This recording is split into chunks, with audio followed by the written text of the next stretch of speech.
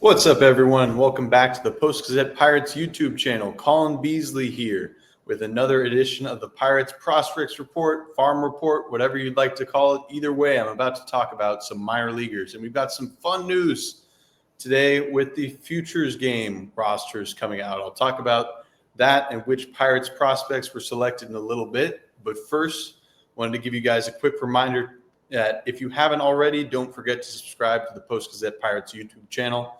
And you can read all of our work at post-gazette.com. Get yourself a digital subscription there to read all things Pirates, all things Pittsburgh sports. Steelers made a trade today you might have heard about. We've got that covered at post-gazette.com. All right, now without further ado, let's talk about some Pirates minor leaguers. And today's biggest story is the Futures Game roster. The Pirates had two of their biggest stars named to the Futures Game roster in Konnor Griffin and Esmerlyn Valdez. That's two interesting names because Konnor Griffin, everyone knows about him. He's the Pirates' number 2 prospect, number 31 overall in baseball. He was their Pirates' first-round draft pick last year. He's been really, really good. I'll give you more details on him in a bit. But the second name is the more interesting one, in Esmerlyn Valdez. If you follow Pirates minor leaguers and you pay attention to how the minor league systems have done this year, who's performed well, especially the High-A Greensboro Grasshoppers. You've heard the name Esmerlyn Valdez.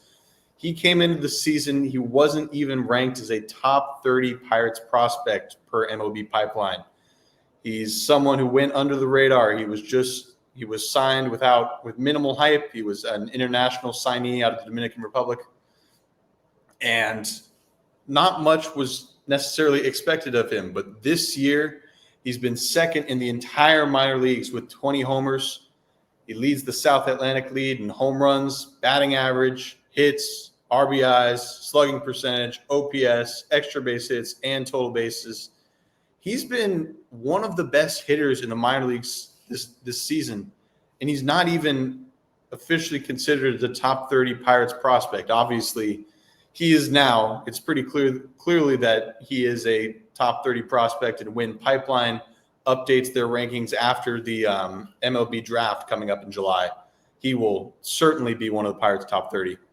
But he's also going to be representing the Pirates at the All-Star Futures Game. It'll be held July 12th at Truist Park in Atlanta. It's part of the All-Star Week festivities. And it'll be really interesting to see how both Konnor Griffin and Esmerlyn Valdez perform. Griffin, he's dominated Low-A Bradenton. He's torn up High-A Greensboro. He's reached base in 28 consecutive games among the two levels. He's been really, really good against lower level competition. So it'll be interesting to see both Konnor Griffin and Valdez compete against some of the top prospects in the minor leagues. Some other names that have been in the Futures Game, some past Pirates, or some current Pirates, who have been past Futures Game representatives are Brian Hayes, Mitch Keller, Mike Burrows, Henry Davis, and Endy Rodriguez. And last year's representatives were Bubba Chandler and Termarr Johnson.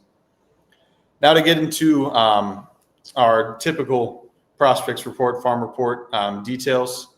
Team of the week this week is the Altoona Curve. They started the second half of the season strong. They went 5-1 this week in a series at Chesapeake, the AA affiliate of the Orioles, and it's the first time this season that Altoona has won 5 of 6 in a series. The standout performer, there weren't any blowouts in this performance, but the standout was the Altoona Curve bullpen.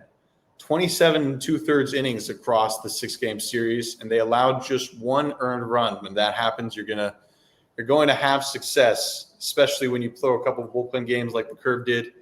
Led to a great start of the season. They had a tough first half, but they are currently in first place the Eastern League in the second half of the season, albeit it is just 6 games. Some records, we do the full season records, even though in the minor leagues they're now talking about the second half of the season, but full season records. AAA Indianapolis is 46-34. They had another good week. I believe they went 4-2. They're in second place in the International League's West Division.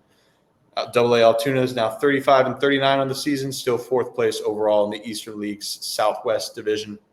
High-A Greensboro still tearing it up. They're 52-22 overall, just a half game back of Brooklyn. They're in second place in the South Atlantic League's North Division. And finally, Low-A Bradenton, 35 and 39, even though they don't have Konnor Griffin anymore. They are in 5th place in the Florida State League's West Division. Before we get into our starting 9, I wanted to hear a quick word from our sponsor, Greenwald Roofing. Hey, Pittsburgh. When you think of great roofs, you think Greenwald Roofing Company. With over 20 years experience, Greenwald knows your roof is your home's first line of defense from rain, wind, snow, and ice. That's why Greenwald Roofing's standard for perfection is so important. You can trust that their team of experienced installers will treat your property like it's their own.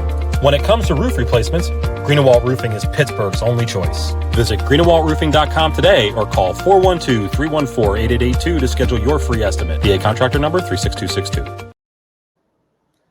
Now to get into our starting 9 this week. We start off with the same leadoff hitter, the same first guy as last week, Billy Cook, first baseman and outfielder at AAA Indianapolis. He's the Pirates' number 18 overall prospect, and he was named Indianapolis's June Player of the Month.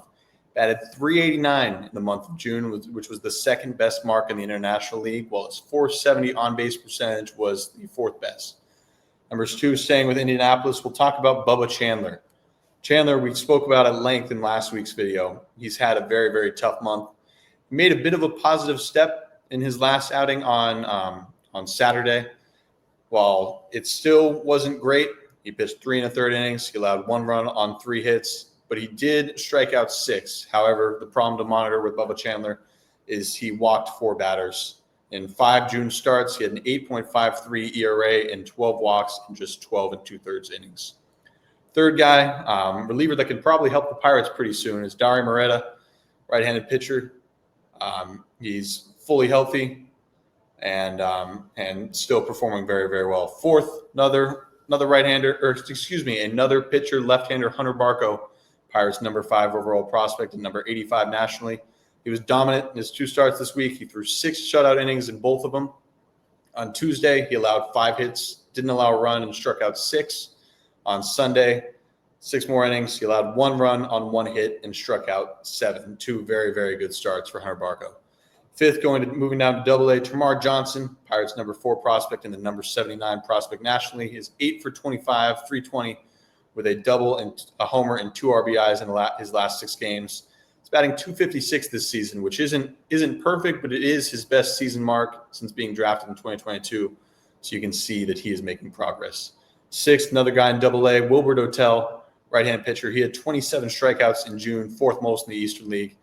82 strikeouts are 3rd most in the Eastern League this season. And we didn't note this, but 2 weeks ago he threw 6 shutout innings against Richmond and struck out 8.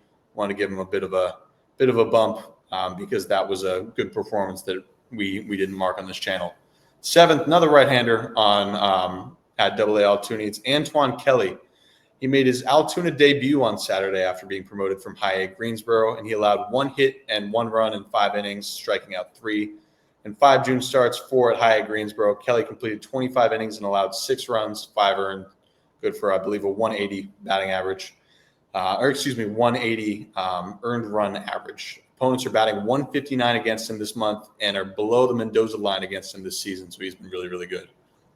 Another guy, Omar Alfonzo, catcher at High-A Greensboro, the Pirates' number 19 overall prospect, and he had 5 home runs in June, which was the 2nd most in the South Atlantic League. Guy who's behind, teammate Javier Rivas, who had 7. Alfonso is hitting .357 in his last 8 games with 3 doubles and 2 homers, and he's 2 shy of his career high 13 home runs that he hit last year. He's got 11 this year. Finally, going down to Low-A Bradenton, Wyatt Sanford, Pirates' number 8 overall prospect and last year's 2nd-round draft pick. He was promoted to Bradenton to start June. He's kind of doing a little bit of what Konnor Griffin did, at least on the base pass. He finished the month with 12 stolen bases, the 3rd most in the Florida State League. While he is batting .228 in his first taste of Low-A pitching, he is batting .294 with 3 doubles and 4 RBIs in his last 10 games. So he's getting more comfortable, and I'm expecting to see him continue to get more comfortable as the season goes on and he continues to adapt to minor league and professional pitching. That'll do it for this week's Pirates Farm Report, Pirates Prospect Report. Thank you guys for watching, and we will see you next time. Thank you for checking out this content from Post-Gazette Sports. If you watch this video on YouTube, please like the video and subscribe to our channel.